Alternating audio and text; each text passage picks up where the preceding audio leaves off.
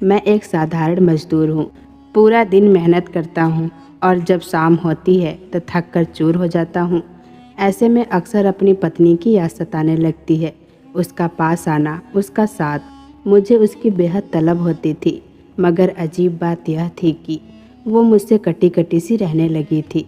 मैं उसके करीब जाने की कोशिश करता, लेकिन वो हर बार मुझे दूर धकेल देती। कई बार समझाने की कोशिश की, लेकिन सब बेकार हो गया। तो मैंने झुंझलाकर उसे दूसरी शादी की धमकी दे दी। सोचा था शायद उसे कोई फर्क पड़ेगा, लेकिन वो जैसे पत्थर बन चुकी थी। ना कोई जवाब, ना कोई शिकवा। आखिरकार मैंने एक जवान लड़की से शादी कर ली और उसे अपने घर ले आया।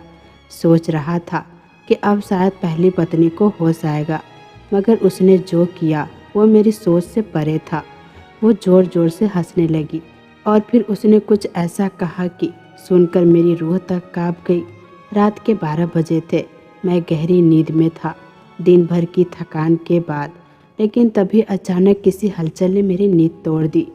वैसे तो मैं हल्की सी आवाज़ पर भी जाग जाता हूँ, लेकिन इस बार मामला कुछ अलग था। कमरे की बत्ती जल रही थी और रूबी, मेरी दूसरी पत्नी, बिस्तर पर नहीं थी। मैं घबरा गया, सोचा शायद वॉशरूम में हो, लेकिन वहाँ भी कोई नहीं था। दिल की धड़कन बढ़ गई थी। पिछले कुछ दिनों से उसके अजीब बर्ताव ने मुझे पहले ही बेचैन कर रखा था, और अब इस तरह रात के बीचों बीच उसका अचानक गायब हो जाना कुछ गड़बड़ लग रही थी। मैं बाहर निकला और तभी रसोई से खटपट की आवाज़ सुनाई दी। धीरे धीरे कदम रखते हुए किचन की ओर बढ़ा और जो देखा उसने मुझे चौंका दिया। रूबी चूल्हे के पास कुछ जला रही थी। मैं हड़बड़ा कर बोला, रूबी तुम ये क्या कर रही हो? वो मेरी आवाज़ सुनते ही पलटी। उसका चेहरा सफ़ेद पड़ गया था, माथे पर पसीना और हाथ काँप रहे थे। मैं घबरा गया। चूल्हे पर नज़र डाली तो वहाँ कुछ जले हुए कागज़ पड़े थे। मैंने उसका हाथ थाम लिया और पूछा, तुम ये क्या कर रही हो? क्या जला रही हो? ये सब क्या चल रहा है? उसने झटके से अपना हाथ छुड़ाया और गुस्से में बोली, कुछ नहीं। आप हर वक्त मेरी जासूसी क्यों करते रहते हो? क्या मैं इस घर में सुकून से नहीं रह सकती? मैं शांत स्वर में बोला, क्यों नहीं रह सकती? ये घर तुम्हारा है, तुम इस घर की मालकिन हो। लेकिन आधी रात को किचन में इस तरह कागज़ जलाना, ये कौन सी समझदारी है? उसने चूल्हा बंद किया और कमरे की ओर बढ़ते हुए बोली, हर समय मेरे पीछे मत लगा करो। आप क्या सोचते हो मैं हर चीज़ की जवाब देती रहूँगी? मैं औरत हूँ, गुलाम नहीं। मुझे भी सांस लेने दो। उसकी आंखें मेरी आंखों से टकरा रही थी। एक पल के लिए मैं सन्न रह गया। मुझे वो पहली रात याद आ गई जब उसने बड़े प्यार से कहा था, हम औरतें पतियों की सेवा के लिए इस दुनिया में आती हैं। पति की सेवा नहीं करना पाप है। पर आज वही औरत मुझे आंखों में आंखें डालकर सवाल कर रही थी और मैं बस उसे देखता रह गया। वो किचन से अपने कमरे में जा चुकी थी। कुछ समय बाद मुझे थोड़ा होश आया और मैं उन जले हुए कागजों को उठाकर देखने लगा। उन्हें हथेली पर रखकर गौर से देखा, लेकिन कुछ भी ऐसा नज़र नहीं आया जिससे मैं किसी ठोस नतीजे पर पहुंच पाता। फिलहाल मैंने सिर झटकते हुए खुद को शांत किया और चुपचाप अपने कमरे की ओर बढ़ गया। जैसे ही कमरे में दाखिल हुआ, देखा कि रूबी ने लाइट बंद कर दी थी और बिस्तर पर गहरी नींद में सो रही थी, सर से पैर तक चादर ओढ़े। उसका ये व्यवहार मुझे बिल्कुल समझ नहीं आ रहा था। हर दिन वो मुझसे और भी दूर होती जा रही थी, बात बात पर झल्लाती चिल्लाती, और जब कभी मैं उसके करीब जाने की कोशिश करता तो वो फूट फूट कर रोने लगती। उसका ये बदला हुआ रवैया मुझे भीतर तक परेशान कर रहा था, और आज रात का ये वाक़या तो जैसे सब्र का बांध तोड़ने वाला था। मैंने मन ही मन फैसला कर लिया था, सुबह होते ही मैं इस बारे में सीधे और साफ बात करूँगा। जानना ज़रूरी हो गया था कि वो आधी रात को किचन में क्या जला रही थी। क्या वो किसी का खत था, कोई दस्तावेज, या कुछ और? फिलहाल मैं थका हारा चुपचाप लेट गया, इस सच्चाई से अनजान की धीरे धीरे मेरे ही घर में मेरी ही पत्नी मेरे खिलाफ कोई खेल खेल रही थी। अगली सुबह सूरज की किरणें पूरे आंगन में फैल चुकी थी। मैं आमतौर पर सुबह जल्दी उठता हूँ, लेकिन आज अजीब बात ये थी तो मेरी नींद सुबह 8 बजे के आसपास खुली, वो भी तब जब रूबी उठ चुकी थी और कमरे में हलचल हो रही थी। मैं एकदम से चौंक कर उठ बैठा। याद आया कि सेठ ने खास तौर पर कहा था कि आज साइट पर सुबह सवेरे पहुंचना है। हड़बड़ाकर मैं फौरन वॉशरूम की ओर भागा। जब तक मैं तैयार होकर बाहर आया, रूबी नाश्ता बना चुकी थी। मैंने जल्दी से उससे कहा, नाश्ता पैक कर दो, टाइम नहीं है। वो रसोई में चली गई और मैं बरामदे में लगे छोटे से शीशे के सामने बाल ठीक करने लगा। तभी मेरी नज़र उस शीशे के पास पड़ी कुछ जली हुई सिगरेटों पर पड़ी। मैं हैरान रह गया, क्योंकि ना मैं सिगरेट पीता हूँ और ना ही घर में कोई दूसरा मर्द रहता है। मैंने नीचे झुककर वो जली हुई सिगरेट उठाई। तभी रूबी तेजी से मेरे पास आ गई। मैं कुछ कहने वाला ही था, लेकिन उसने झट से मेरे हाथ से वो टुकड़े झाड़ते हुए कहा, कल सोहन भैया आए थे, उन्होंने पी थी। पता नहीं आजकल उन्हें क्या हो गया है, सिगरेट की लत लग गई है। सोहन यानी कि उसका भाई और मेरा साला। मैंने हैरानी से उसकी ओर देखा और कहा, मगर सोहन तो दिल्ली गया हुआ है और तुमने कल दिन में तो बताया ही नहीं कि वो आया था। मैंने तुमसे पूछा भी था, तुमने साफ कहा था कि कोई नहीं आया। मेरी बात सुनकर रूबी का चेहरा एकदम फीका पड़ गया। उसने अपने माथे से पसीना पोंछते हुए बात बदलने की कोशिश की। 9 बजने वाले हैं, आप अब तक निकले नहीं, देर हो रही है। शाम को आकर पूछ लेना सब कुछ। अभी तो आप ऐसे सवाल कर रहे हो जैसे मैं कोई जुर्म कर रही हूँ। सोहन अब घर वापस आ गया है। मैंने बिना कुछ बोले उसका दिया टिफ़िन लिया और सिर हिलाकर बाहर निकल गया। लेकिन अब मेरा दिल साफ कह रहा था, कुछ तो गलत है। मैंने एक नज़र रूबी पर डाली। वो अभी शीशे के पास खड़ी थी, चेहरा पसीने से भीगा हुआ। मैं खामोशी से बाहर आ गया, लेकिन मेरे भीतर एक हलचल मच रही थी, एक बेचैनी जो किसी आने वाले तूफान का इशारा दे रही थी। मैंने खुद को समझाया, काम जरूरी है, सोच विचार बाद में कर लेंगे। जैसे तैसे साइट पर पहुंचा, लेकिन वहां सेठ जी पहले से इंतजार कर रहे थे और बेहद नाराज थे। सेठ जी ने गुस्से में कहा, जब मैं समय बता देता हूँ तो तुम लोग वक्त पर क्यों नहीं आते? देर क्यों होती है हर बार? मैंने सिर झुका लिया था। हालांकि वो ज़्यादा कुछ नहीं बोले, बस हल्की सी डांट देकर छोड़ दिया। शायद इसलिए क्योंकि उन्हें पता था कि मैं आम तौर पर समय का बहुत पाबंद रहता हूँ। आज पहली बार देर हुई थी और पहली बार ही डांट सुननी पड़ी थी। मैं चुपचाप अपने काम में लग गया, लेकिन मन बिल्कुल भी नहीं लग रहा था। दिमाग बार बार उसी ओर जा रहा था, रूबी की हरकतों की ओर। पिछले कुछ समय से उसका व्यवहार मेरे लिए बहुत बदल चुका था। वो मुझसे बात करने से कतराने लगी थी, मेरे पास बैठती तक नहीं थी। यहाँ तक कि अब तो मेरे साथ खाना भी नहीं खाती थी। जब भी मैं कहता आओ खाना साथ खा लें, तो हमेशा कोई न कोई बहाना बना देती। मैं खाना खा चुकी हूँ या अब दोबारा भूख नहीं है, जबकि उसकी थाली जस की तस रखी रहती। धीरे धीरे मैंने भी कहना छोड़ दिया। जब उसे मेरे साथ खाना खाना पसंद नहीं तो मैं भी उसके पीछे क्यों पड़ूं? लेकिन अब बात सिर्फ खाने या बात करने की नहीं रही थी, अब कुछ और अजीब होने लगा था।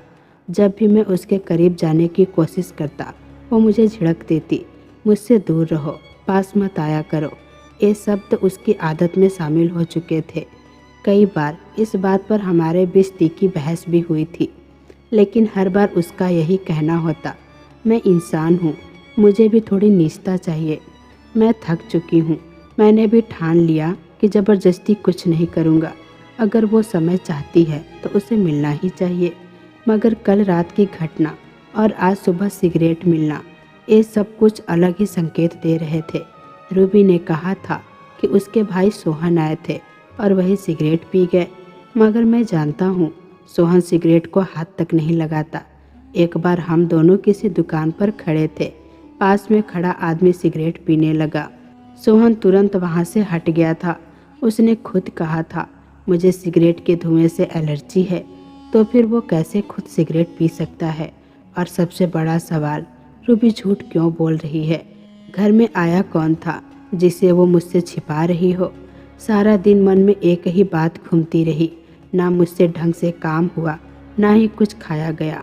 शाम के 6 बजे मैंने सेठ जी से छुट्टी ले ली। और सीधा घर लौटने का फैसला किया। अब मैं तय कर चुका था, आज उससे सीधी बात करूँगा। जो भी है सब सामने लाना ही होगा। वो मेरी पत्नी है और हम दोनों के बीच अब तक का रिश्ता भी इतना छोटा नहीं था।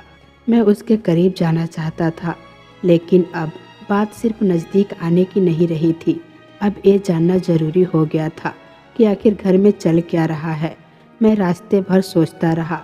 थोड़ा सा सफ़र तय करके मैं घर पहुंच गया। हमारे घर में चाबी वाला लॉक लगा था। मैंने जैसे ही चाबी ताले में डाली, अंदर से ज़ोरदार चीखने की आवाज़ आई। वो चीख डरावनी थी, दिल को दहला देने वाली। मैंने जल्दी से दरवाज़ा खोलने की कोशिश की, लेकिन अंदर से कुंडी बंद थी। मैंने तेज़ी से दरवाज़ा पीटना शुरू कर दिया। दिल में बेचैनी बढ़ती जा रही थी। अंदर सिर्फ रूबी ही थी और वही चीख रही थी। हमारे बीच चाहे जितनी भी झगड़े हुए हों, गलत फहमियाँ रही हों, मगर वो मेरी पत्नी थी, मेरे घर की इज्जत। उसे लेकर दिल में डर और चिंता दोनों बढ़ रहे थे। जैसे ही मैंने दरवाज़ा जोर से पीटा, अचानक से अंदर आई चीखें बंद हो गई। पूरा घर जैसे एकदम खामोश हो गया। मैं घबरा कर चिल्लाया, रूबी दरवाज़ा खोलो, कौन है अंदर? लेकिन अब कोई आवाज़ नहीं आ रही थी। सन्नाटा ऐसा कि खुद अपनी सांसें भी सुनाई दे रही थी। इतने में मोहल्ले के कुछ लोग शोर सुनकर मेरे पास आ गए। सब पूछने लगे, क्या हुआ भाई, सब ठीक तो है ना? मैंने हड़बड़ाते हुए कहा, पता नहीं। अंदर से औरत की चीखें आ रही थी और अब दरवाज़ा नहीं खुल रहा।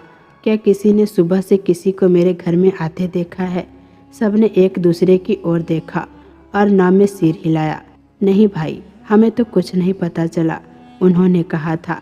मैंने फिर जोर से दरवाज़ा खटखटाया। तभी दरवाज़ा अचानक खुल गया। सामने रूबी खड़ी थी। चेहरे पर कोई डर नहीं, न ही घबराहट, जैसे कुछ हुआ ही न हो। वो कुछ कहती, उससे पहले ही मैं झटके से अंदर घुस गया और घबराई आवाज़ में बोला, रूबी तुम ठीक तो हो? ये अंदर कौन चीख रहा था? वो मुझे देखकर शांत लहजे में बोली, आप कैसी बातें कर रहे हैं? कैसी चीख? यहाँ तो कुछ भी नहीं हुआ। बाहर खड़े मोहल्ले वाले भी अब दरवाजे पर जमा हो गए थे, हमें देख रहे थे। मैंने उन्हें देखकर कहा, सब ठीक है, और दरवाज़ा बंद कर दिया। फिर पूरे घर में नज़र दौड़ाई, सब खाली, कोई नहीं था। मैंने उसकी ओर मुड़कर कहा, रूबी झूठ मत बोलो, मैंने खुद सुना है, एक नहीं कई बार औरतों की चीखें आई हैं। मेरे कान मुझे धोखा नहीं दे सकते। तुम्हारे अलावा इस घर में और कौन है? वो शांत स्वर में बोली, लगता है आज आपकी नींद पूरी नहीं हुई, शायद इसी वजह से आपको ऐसा महसूस हुआ। आप बैठिए, मैं पानी लेकर आती हूँ। उसकी आवाज़ में वही ठंडापन था जो पिछले कुछ दिनों से आ गया था। मैंने कुछ नहीं कहा, बस बरामदे की चारपाई पर बैठ गया। दिल जोर जोर से धड़क रहा था। मैं जानता था मैंने जो सुना वो कोई भ्रम नहीं था। थोड़ी देर बाद रूबी ठंडे पानी का गिलास लेकर आई। वो मुस्कुराई और बोली, लीजिए पानी पी लीजिए। कुछ खाया आपने या नहीं? मैंने उसकी आंखों में देखा। आज कई दिनों बाद एक पल के लिए मुझे वही पुरानी रूबी की झलक दिखाई दी। वो रूबी जो पहले प्यार से मेरा ख्याल रखती थी, लेकिन अब वो कुछ और ही बन चुकी थी। एक ऐसी औरत जो कुछ छिपा रही थी और मैं समझ नहीं पा रहा था। मैं कुछ कहता उससे पहले ही रूबी खुद ही बोल उठी, अच्छा एक काम कीजिए, कपड़े बदल लीजिए, मैं तब तक खाना लगा देती हूँ। आज आपकी पसंद का खाना बनाया है। इतना कहकर वो रसोई की तरफ बढ़ गई। मैं कुछ पल उसे जाता हुआ देखता रहा, फिर पानी के कुछ घूंट लिए, लेकिन वो पानी कुछ अजीब सा लगा। ना उसमें वो ताजगी थी, ना ही स्वाद। मुझे झटका सा लगा।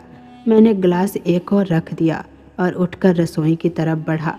सोच रहा था कि शांत माहौल में उससे दो टुक बातें करूं। आखिर चीखों की आवाज़ कहाँ से आई थी? दरवाज़ा बजते ही वो शोर क्यों थमा? लेकिन तभी अचानक मेरा सिर घूमने लगा। सब कुछ जैसे धुंधला लगने लगा था। पलकों पर बोझ था और दिमाग भारी होता जा रहा था। ऐसा लग रहा था जैसे किसी ने मेरे भीतर कोई जहरीली चीज़ भर दी हो। कुछ ही पलों में मेरी आंखों के आगे अंधेरा छा गया और मैं वही किचन के दरवाजे के पास गिर पड़ा। मैंने खुद को संभालने की कोशिश की, लेकिन नाकाम रहा। क्या हो रहा था मेरे साथ? जब दोबारा होश आया तो देखा कि मैं अपने कमरे के बिस्तर पर लेटा हुआ था। कमरे की छत पर मेरी नज़र टिकी थी। सब कुछ धीरे धीरे साफ हो रहा था। सिर में भयानक दर्द था। मैंने दीवार पर टंगी घड़ी की तरफ देखा। रात का 12 बज चुका था। हैरानी की बात ये थी कि आमतौर पर हम दोनों रात के 9 बजे तक सो जाते थे, मगर अब 12 बज रहा था और रूबी कमरे में नहीं थी। मैंने हिम्मत करके उठने की कोशिश की, मगर एक बार फिर से चक्कर आ गया। फिर भी किसी तरह दीवार का सहारा लेकर वॉशरूम तक पहुंचा, पर वहां भी कोई नहीं था। दिल की धड़कनें और तेज हो गई। थक हार कर वापस आकर बिस्तर पर बैठ गया, बस इंतजार करने लगा। थोड़ी देर बाद कमरे का दरवाज़ा खुला और रूबी अंदर आई। उसके हाथ में एक जलती हुई मोमबत्ती थी, जबकि घर में लाइट जल रही थी, बिजली भी थी। मुझे जगह देख वो एकदम चौंक गई।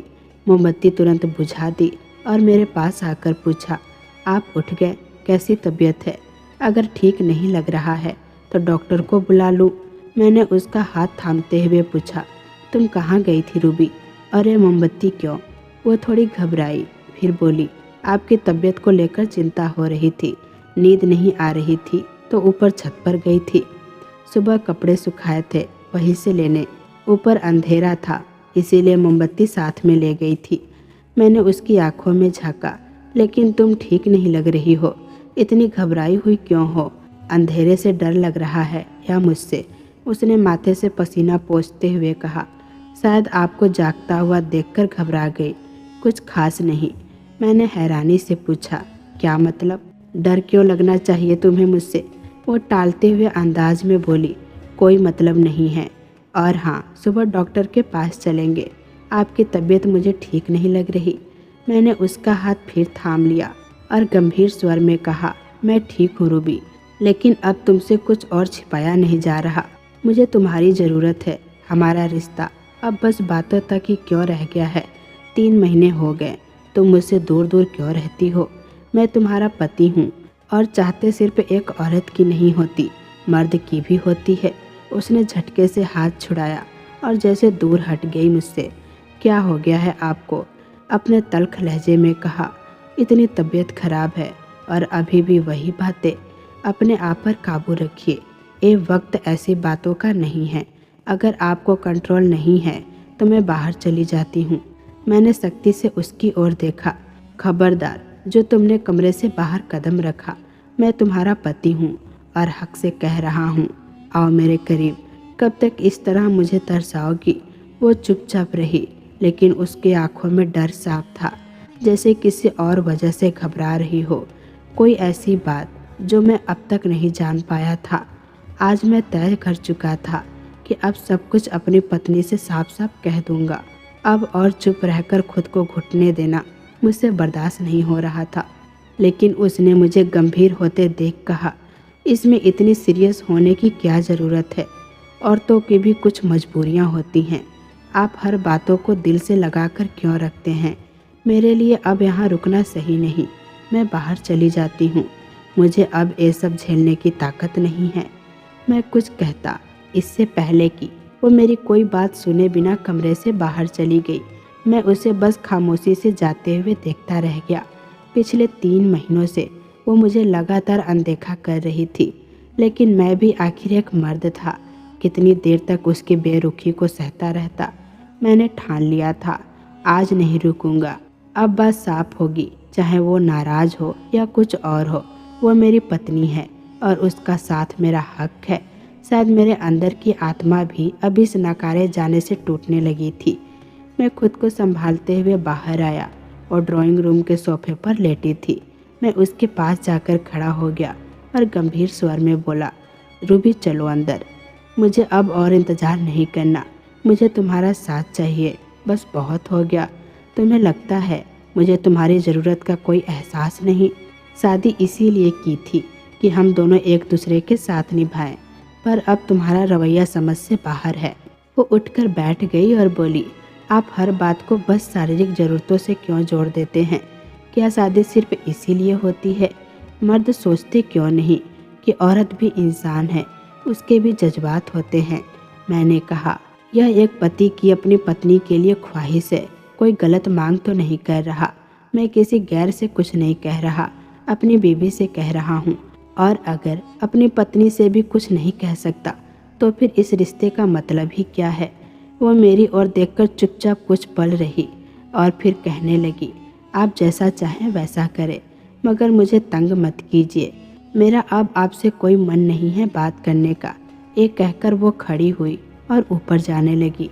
मैंने उसकी कलाई थाम ली और गंभीरता से कहा, रूबी अब और नहीं, 3 महीने हो गए हैं।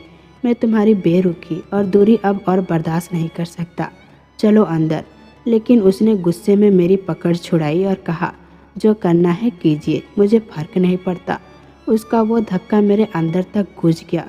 वो लड़की जो कभी मेरी एक आह पर दौड़कर आ जाती थी, आज मेरा पास होना भी उसे बर्दाश्त नहीं हो रहा था। मैं कुछ और कहने ही वाला था, लेकिन तब तक वो छत की ओर जा चुकी थी और वही बात मेरे दिमाग में घूमने लगी। रूबी को अकेले छत पर जाना कभी पसंद नहीं था। उसे अंधेरे और ऊंचाई से डर लगता था। तो फिर अब कैसे? क्या उसकी ज़िंदगी में कोई और आ गया था? क्या अब मैं उसके लिए मायने नहीं रखता? क्या वो मुझसे पीछा छुड़ाना चाहती है? ये सारे सवाल मेरे दिमाग में गूंजने लगे थे। मैंने उसे हमेशा एक समझदार और संस्कारी औरत माना था। उसे रिश्तों की अहमियत पता थी, लेकिन अब उसका बर्ताव बिल्कुल बदला बदला लग रहा था। कुछ देर पहले ही तो उसने कुछ सामान्य तरीके से बात की थी और अब फिर वही बेरुखी, वही दूरी। इन्हीं ख्यालों में उलझा हुआ था कि मुझे तेज प्यास लगने लगी। कमरे में पानी देखा, लेकिन जग खाली था। इसीलिए मैं लंबी सांस भरते हुए किचन की तरफ बढ़ गया। मैंने फ्रिज से पानी निकाला और जैसे ही गिलास को होठों तक ले गया, मेरी नज़र अचानक चूल्हे के पास पड़ी कुछ जली हुई कागज़ों पर जा टिकी। एक पल को मेरी रूह कांप गई। ये वही कागज़ थे जो कल मैंने यही पढ़े देखे थे। मैं बिना समय गंवाए उनके पास गया। जैसे उन्हें हाथों में लिया, उनकी गर्म से साफ पता चल रहा था कि उन्हें अभी अभी जलाया गया है। मेरे माथे पर पसीना आ गया। आखिर रूबी रोज़ इन्हीं कागज़ों को क्यों जला रही थी? क्या छिपा रही थी मुझसे? उसके दिमाग में क्या चल रहा था? अब तो खुद मेरा भी दिमाग काम करना बंद कर चुका था।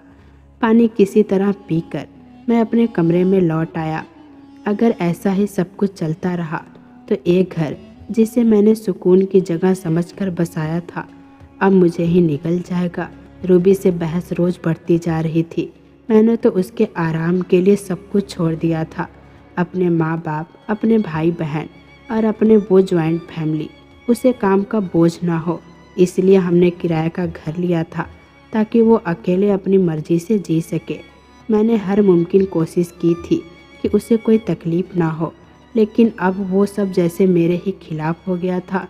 जो औरत कभी मेरे प्यार में डूबी रहती थी, मेरे नाम से हर बात शुरू करती थी, वही अब मेरी शक्ल देखना भी पसंद नहीं कर रही थी। मैं चुपचाप बैठा रहा, दीवार को घूरता रहा, सोचता रहा, क्या यही इनाम है उस मोहब्बत का जो मैंने उसके खातिर की? शायद उसे इस बात की परवाह भी नहीं थी कि मैं कल रात अचानक बेहोश हो गया था। मुझे जब होश आया तो सबसे पहले उसे पुकारा था, पर उसने उस वक्त भी दूरी बनाए रखी। उसकी खुद की मर्जी, उसकी सहूलियत, बस वही सब कुछ था। मेरी भावनाओं की कोई कीमत नहीं। मैं एक मजदूर हूँ, मगर अपनी मेहनत की कमाई से मैंने उसका हर ख्वाब पूरा किया। पर क्या वो मेरे लिए एक रात सुकून नहीं दे सकती थी? मैं इन्हीं सवालों के बोझ में बैठा और पता ही नहीं चला कब आँख लग गई। सुबह जब नींद खुली तो घड़ी में 8 बज रहे थे। मैं कुछ देर चुपचाप लेटा रहा, फिर खुद को संभाल कर बाथरूम गया, नहाया, तैयार हुआ और मंदिर में पूजा करने के बाद बाहर आया ताकि नाश्ता कर सकूं। लेकिन किचन एकदम सुना और ठंडा पड़ा था। रूबी कहाँ है? मैंने छत की ओर कदम बढ़ाए और जैसे ही ऊपर पहुंचा, मेरे कदम थम गए। छत के बीचों बीच रूबी सो रही थी। उसके चारों ओर जल चुकी मोमबत्तियाँ, माचिस की डिब्बियाँ और कुछ दीपक पड़े हुए थे। एक पल को मुझे गहरा झटका लगा। क्या अंधेरे से डर की वजह से वो यहाँ रात बिताने आई थी, या फिर कुछ बात और थी? मैंने उसे धीरे से हिलाया। वो चौंकते हुए जाग गई। आप ऊपर कैसे आए? तबीयत कैसी है आपकी? उसके चेहरे पर हैरानी साफ दिख रही थी। मैंने हल्की सी मुस्कान के साथ कहा, पैरों से चलकर आया हूँ, उड़कर नहीं। अब नाश्ता मिलेगा या नहीं? क्या आज भी मैं भूखा ही निकल जाऊँ, जैसे हर दिन नज़रअंदाज किया जाता हूँ? उसने कुछ नहीं कहा, बस मुझे देखती रही। मुझे नाश्ता भी मत दो, मैंने थके हुए लहजे में कहा। वो कुछ पल मुझे टकटकी लगाए देखती रही, फिर धीरे से बोली, समय क्या हो रहा है? उसका लहजा कुछ अजीब था, जैसे वो कहीं और खोई हुई हो, जैसे सामने खड़ी रूबी वो नहीं थी जिसे मैं जानता था। फिर बोली, आपने पूजा कर ली थी? मैंने उसकी आंखों में देखते हुए जवाब दिया, सुबह के 8 बज चुके हैं, मैं तो कब का पूजा पाठ करके तैयार भी हो चुका हूँ। अब बताओ, नाश्ता कब मिलेगा? नाश्ता मिलेगा या फिर आज भी भूखा चला जाऊँ? वो सीढ़ियों की तरफ बढ़ती हुई बोली, कभी भूखा भेजा है जो आज भेजूंगी। आ जाइए नीचे, मैं अभी नाश्ता बना देती हूँ। पता नहीं कब छत पर नींद लग गई थी। इतना कहकर वो नीचे चली गई। मैंने उसके पास पड़े सामान पर एक नज़र डाली और अपना सिर झटकते हुए सीढ़ियाँ उतर गया। अब वो जल्दी जल्दी मेरे लिए नाश्ता बना रही थी और मैं चुपचाप एक कोने में बैठा रहा। अगर आज सारा दिन का काम न होता तो शायद मैं नाश्ता भी नहीं करता। कल बेहोश होने की एक वजह शायद भूखा रहना भी था। करीब आधे घंटे बाद वो नाश्ता लेकर आई। मैं चाहता था कि वो मेरे पास बैठे, मेरे साथ खाए, लेकिन वो नज़रें चुराते हुए बोली, नाश्ता कर लेना और दरवाज़ा बंद कर देना, मैं सोने जा रही हूँ, नींद बहुत ज़्यादा आ रही है। मैंने हैरानी से उसकी ओर देखा और कहा, कम से कम मुझे अलविदा तो कह दो। वैसे भी सारा दिन घर में नहीं रहूँगा, रात को ही आऊँगा, तब तक तुम जितना चाहो सो सकती हो। उसने मुंह फेरते हुए जवाब दिया, कर लेना नाश्ता। कौन सा हमेशा हमेशा के लिए जा रहे हो? मुझे नींद आ रही है और आपकी वजह से सारी रात चैन से सो नहीं पाई हूँ। और वो कमरे की ओर बढ़ गई। मैं उसे जाते हुए बस देखता रह गया। आज पहली बार उसके लहजे ने मेरा दिल तोड़ दिया था। इतना टूट गया कि मेरी आंखों से आंसू छलक गए। लोग कहते हैं मर्द रोते नहीं, लेकिन जब मर्द का दिल टूटता है तो उसका दर्द सबसे गहरा होता है। मैंने नाश्ता किसी तरह गले से उतारा। हर निवाला जैसे गले में फंसता जा रहा था। नाश्ता ख़त्म कर चुपचाप घर से निकल गया। काम पर जाना था, मगर दिल इतना भारी था कि कदम अपने आप माँ के घर की ओर मुड़ गए। शायद माँ की गोद में कुछ सुकून मिल जाए। जैसे ही घर में दाखिल हुआ, देखा सब जागे हुए थे। पिताजी काम पर जा चुके थे और भाई भी मजदूरी के लिए निकलने को तैयार थे। मुझे देखते ही माँ की आंखों में चमक आ गई। मैं उनके पास जाकर बिल्कुल खामोशी से बैठ गया। वो मेरी हालत भाप गई। क्या हुआ बेटा, इतने चुप क्यों हो? मैंने उदासी भरे लहजे में कहा। कुछ नहीं माँ, बस रूबी को लेकर मन थोड़ा भारी है। उन्होंने पूछा क्या हुआ है उसे, और नाश्ता करके आए हो? मैंने धीरे से सिर हिलाया, फिर धीमी आवाज़ में पूरी बात उन्हें बता दी। छुपाने का कोई फायदा नहीं था। वो मेरी माँ थी, उम्र में भी बड़ी और समझदार भी। मेरी बात सुनकर वो कुछ देर चुप रही, फिर गहरी सांस लेकर बोली, बेटा, एक पति की दुनिया उसकी पत्नी होती है, और अगर वही उसे चैन से ना जीने दे तो ज़िंदगी बहुत भारी हो जाती है। मैंने माँ की ओर हैरानी से देखा। उनकी बात मेरे पल्ले नहीं पड़ी। वो मेरी आंखों में देखते हुए बोली, रूबी, अब तुम्हें वो इज्जत नहीं दे रही जो एक पत्नी को देनी चाहिए, और जब एक रिश्ता दर्द देने लगे तो उसे घसीटते रहने का कोई मतलब नहीं होता। मैं सोच रही हूँ तुम्हारी दूसरी शादी करवा दूँ। उनकी बात सुनकर मैं स्तब्ध रह गया। अगर रूबी तुम्हें सुकून नहीं दे पा रही तो फिर तुम उसके पीछे इस कदर क्यों खुद को मिटा रहे हो? माँ की आवाज़ में ठहराव था, लेकिन लफ्ज़ों में सच्चाई छिपी नहीं थी। और वैसे भी वो आगे बोली, अब उसके साथ रहने की कोई ज़रूरत भी नहीं है। तुम दूसरी शादी करो, और इस बार ऐसी लड़की से शादी करो जो हमारे घर में रह सके, हमें समझ सके और तुम्हारे दुख दर्द में तुम्हारा साथ दे सके। मैं चुपचाप रहा। फिर वो बोली, एक लड़की है मेरे नज़र में, अनाथ है, उम्र में छोटी है, लेकिन बहुत समझदार और सुलझी हुई है। अपने मामा मामी के साथ रहती है। अगर तुम चाहो तो मैं बात चलाऊं। माँ की बात सुनकर मैं कुछ पल के लिए स्तब्ध रह गया। फिर हल्के से बोला, नहीं माँ, मैं रूबी से मोहब्बत करता हूँ, मैं ऐसा नहीं कर सकता। माँ ने मेरी तरफ देखा और शांत स्वर में कहा, बेटा, मैं समझ रही हूँ कि तुम उससे प्यार करते हो, लेकिन जब एक इंसान तुम्हें अहमियत ही ना दे तो तुम कब तक उसकी बेरुखी सहते रहोगे। उसने तुम्हें अपने साथ अलग घर ले जाकर रखा, हमने कुछ नहीं कहा। तुमने हमें, अपने भाई बहनों को छोड़ दिया, और अब जब तुम हर तरह से उसके लिए समर्पित हो फिर भी वो खुश नहीं है, तो सोचो कहाँ कमी रह गई।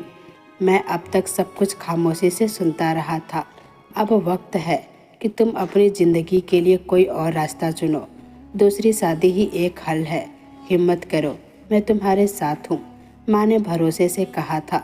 मैं काँप उठा और धीमे स्वर में बोला, ठीक है माँ, लेकिन पहले मैं एक आखिरी बार रूबी से बात करूँगा, उसे समझाने की कोशिश करूँगा। अगर उसने मेरी बात को गंभीरता से नहीं लिया तो आप रिश्ता पक्का कर देना और तारीख तय कर लेना, मुझे कोई एतराज़ नहीं। ऊपर वाले की मेहरबानी से मैं इतना कमा लेता हूँ कि 2 लोगों का खर्चा उठा सकता हूँ। इतना कहकर मैं काम पर निकल गया। दिन भर का समय रोज की तरह बीता। रात के 8 बजे जब मैं घर लौटा, रूबी हमेशा की तरह चुप और रुखी थी।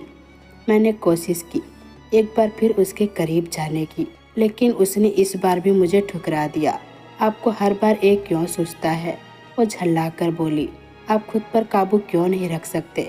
मैं अब और चुप नहीं रह पाया। क्या तुम पागल हो चुकी हो रूबी? तुम्हें मेरा कोई ख्याल नहीं। 4 महीने हो चुके हैं, मैं भी इंसान हूँ, तुम्हारा पति हूँ। वो गुस्से से बोली, तो मैं क्या करूँ, मेरा मन ही नहीं करता तुम्हारे करीब आने का, मुझे मजबूर मत करो। फिर वो उठकर कमरे की तरफ बढ़ने लगी। मैंने पीछे से कहा, अगर आज भी तुम मेरे साथ नहीं रही तो भगवान की कसम इस हफ्ते दूसरी शादी कर लूँगा। चोरी छिपे नहीं करूँगा, तुम्हें बता कर करूँगा, ताकि तुम्हें एहसास हो कि तुमने खुद मुझे अपने से दूर किया है। उसने रुककर पीछे देखा और हल्की मुस्कान के साथ बोली, बहुत अच्छी बात है, कर लो दूसरी शादी। शायद यही बेहतर होगा, क्योंकि अब मैं कभी तुम्हारे करीब नहीं आ सकती। ये सुनकर मैं हिल गया।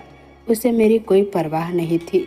उसने साफ कह दिया था, उसे फर्क नहीं पड़ता। अब मेरा भी धैर्य टूट चुका था। मैंने फ़ोन उठाया और माँ को कॉल करके कहा, माँ आप अनीता से बात करिए, मैं तैयार हूँ।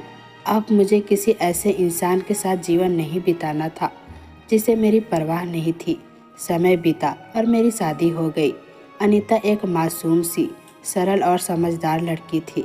उसके माता पिता नहीं थे, लेकिन उसमें एक अपनापन था, एक ऐसा सुकून जो मैं बरसों से ढूंढ रहा था। अनीता के सिर पर किसी का साया नहीं था। कम उम्र की थी, मासूम और कुंवारी। मेरा इरादा पहले घर जाने का था, ताकि रूबी से उसे मिलवा सकूं, फिर वापस लौट आऊं। मैं उसे साथ लेकर अपने किराए के घर की तरफ बढ़ गया, इस बात से पूरी तरह अनजान कि आज मेरी ज़िंदगी में क्या तूफान आने वाला है। वो दिन शायद मेरे लिए सबसे बड़ा इम्तहान था। एक ऐसा दिन जब सच का पर्दा खुद मेरे सामने उठने वाला था और मुझे ऐसा झटका लगने वाला था जिसकी मैंने कभी कल्पना भी नहीं की थी। अक्सर इंसान बिना सोचे समझे जब अपने माता पिता की बातों पर कदम बढ़ा देता है तो ज़िंदगी अचानक ऐसा थप्पड़ जड़ देती है कि होश ठिकाने आ जाते हैं। अनीता का चेहरा देखकर साफ लग रहा था कि वो मेरे घर नहीं जाना चाहती। उसके हाव भाव, उसकी झिझक सब कुछ बयान कर रहे थे कि वो रूबी से मिलना नहीं चाहती। लेकिन मेरा मन कुछ और कह रहा था। रूबी से जितनी भी गलत फहमियाँ थी, जितनी भी दूरियाँ थी, फिर भी मैं चाहता था कि उसे उसका हक मिले, वो इज्जत जो एक पत्नी को मिलनी चाहिए। मैंने तय कर लिया था कि मैं अपनी दोनों पत्नियों को बराबर सम्मान दूंगा। माँ ने भी समझाने की कोशिश की थी, बेटा वक्त का अंदाज़ा लगा ले, कुछ देर रुक जा, लेकिन मैं किसी की नहीं सुन रहा था। जैसे ही मैंने गाड़ी रोकी, अनीता ने मेरा हाथ पकड़ लिया। उसकी आंखों में डर था। वो बोली, कृपया मुझे अंदर मत ले जाइए, आपकी पहली पत्नी को दुख होगा। आप बस जाकर उन्हें बता दीजिए कि आपकी शादी हो चुकी है, मैं यहीं इंतज़ार कर लूँगी। उन्हें मेरा चेहरा देखकर तकलीफ होगी। मैंने उसे देखकर कहा, तुम मेरी पत्नी हो अनीता, मैं तुम्हें वही सम्मान दूंगा जो रूबी का है। और रूबी को भी उसका अधिकार मिलेगा, इसीलिए डरने की कोई बात नहीं, मैं तुम्हारे साथ हूँ। इतना कहकर मैंने उसका हाथ थामा और उसे लेकर अंदर चला गया। जैसे ही कमरे के पास पहुंचा, रूबी दरवाजे पर खड़ी थी। मैंने उसकी तरफ देखते हुए कहा, कई दिनों से मैं तुम्हें अपनी तकलीफ बता रहा था, लेकिन तुमने कभी मेरी बात को अहमियत नहीं दी। तुम्हारे लिए तुम्हारा अहंकार सब कुछ बन गया। मैंने वही किया जो तुमने खुद कहा था, लेकिन मैं तुम्हें बस इतना महसूस कराना चाहता हूँ कि तुम आज भी मेरे लिए उतनी ही ज़रूरी हो। तुम इस घर में रहोगी और अनीता मेरे माता पिता के घर में रहेगी। क्या तुम्हें कोई एतराज़ है? मैं आगे कुछ और कहता, उससे पहले ही रूबी पलटी और ज़ोर ज़ोर से हंसने लगी। वो मेरी आंखों में देखते हुए बोली, आप जानते हैं मैं आपको अपने करीब क्यों नहीं आने देती थी? मैंने चौंक कर कहा, यही तो सवाल था मेरा हमेशा से, लेकिन हर बार तुम बस यही कहती रही कि तुम्हारा मन नहीं है, तुम थक चुकी हो, या तुम्हारे लिए मेरी ख्वाहिश बस हवस है। आखिर क्यों? मेरी बात सुनकर रूबी कुछ देर खामोश रही, फिर अचानक ज़ोर ज़ोर से रोने लगी। उसका यूं फूट फूट कर रोना मुझे भीतर तक हिला गया। वो घुटनों के बल जमीन पर बैठ गई और अपने बालों को मुट्ठियों में पकड़कर खींचने लगी। अनीता घबरा गई और उसके पास जाने लगी, लेकिन मैंने उसे रोक लिया। मैं नहीं चाहता था कि बात और बढ़े। मैं खुद उसके पास गया, उसके कांपते हाथों को थामा और कहा, रूबी पागल हो गई हो क्या? क्यों रो रही हो? मुझे बताओ, आखिर क्या हुआ है? वो सिर हिलाते हुए बोली, मैं नहीं बता सकती। अगर मैंने सब कुछ कह दिया तो आप मुझ पर से भरोसा खो देंगे, आपकी मोहब्बत भी। मैंने उसका चेहरा पकड़कर कहा, मैं वादा करता हूँ रूबी, तुम्हारा हक और तुम्हारी जगह कभी नहीं छीनेगी। बस सच्चाई बता दो। कुछ पल वो चुप रही, फिर सिर झुकाकर बोली, अगर सच्चाई बता दूं तो क्या होगा? क्या सब कुछ पहले जैसे हो जाएगा? नहीं ना, आपने दूसरी शादी कर ली, वो भी इतनी कम उम्र की लड़की से। अब मेरा कोई वजूद नहीं बचा, शायद मुझे मर जाना चाहिए। एक कहकर वो अचानक उठी और किचन की तरफ बढ़ने लगी। मैंने फौरन उसे पकड़कर झंझोड़ा और दीवार से टिकाते हुए कहा, पागलपन मत करो रूबी, इतना तो बताओ, आखिर तुम रो क्यों रही हो? मैंने थोड़ी तल्खी से कहा, जब तुम ही चाहती थी कि मैं दूसरी शादी कर लूं, तो अब ये आंसू क्यों? मेरी बात सुनकर कुछ पलों के लिए वो चुप हो गई, फिर सिर झुकाकर धीमे स्वर में बोली, ये सब मैंने अपनी मर्जी से नहीं किया। एक तांत्रिक बाबा ने मुझे ऐसा करने को कहा था। मैं चौंक गया। कौन तांत्रिक बाबा? और वो तुम्हें ऐसा क्यों कहेगा? वो फिर कुछ देर खामोश रही, मानो हिम्मत जुटा रही हो, और फिर घुटनों के बल जमीन पर बैठ गई। उसकी आंखों में ग्लानि थी। 2 महीने पहले उसने कांपते आवाज में कहना शुरू किया, हमारे दरवाजे पर एक तांत्रिक बाबा आए थे, गले में माला, हाथ में अजीब सी लकड़ी और आंखों में अजीब सी तेज था। उन्होंने दरवाज़ा खटखटाया और मुझसे कहा, जाओ जरा नमक लेकर आओ। मैं जल्दी से अंदर गई और नमक लेकर आई। बाबा ने उस नमक को मेरे आंखों के सामने फूंका और कहा, इसे चाट लो। मैं थोड़ी हिचकी, मगर कर लिया। लेकिन जब मैंने चाटा तो वो नमक अचानक मीठा हो गया, चीनी जैसा। मैं चौंक गई। तभी उन्होंने मुझसे कहा, तुम परेशान हो? कोई तकलीफ है तो बताओ। मैंने थोड़ा सोचकर उन्हें बता दिया कि शादी को 1.5 साल हो गया, मगर अब तक हमारी गोद सूनी है। उन्होंने पूछा, पति कैसा है तुम्हारा? मैंने कहा, बहुत अच्छा, मजदूरी करता है, लेकिन मेरी हर खुशी पूरा करता है, कभी मुझ पर दबाव नहीं डाला। मेरी बातें सुनकर बाबा बोले, अगर तू औलाद चाहती है तो पति से दूर हो जा। कुछ समय के लिए उसकी शारीरिक चाह पूरी मत कर, उसे सुकून मत दे, तभी फल मिलेगा।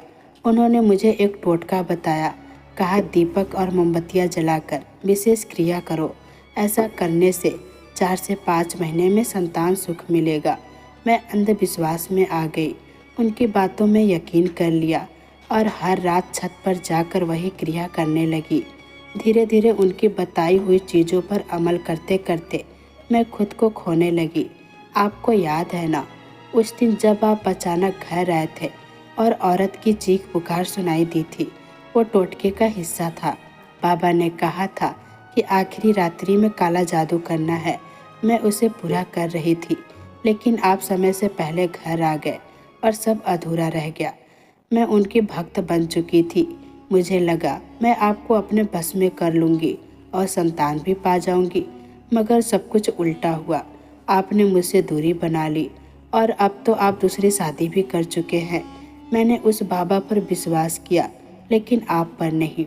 यही मेरी सबसे बड़ी भूल थी। मुझे माफ़ कर दीजिए। वो फूट फूट कर रोने लगी और गहरी सांस ली। औलाद की चाह तो मुझे भी थी, मगर मैंने कभी उसे उसके लिए जिम्मेदार नहीं ठहराया था। मैंने उसे कुछ नहीं कहा, सिर्फ देखा। अनीता को लेकर घर लौट आया। वक्त बीतता गया।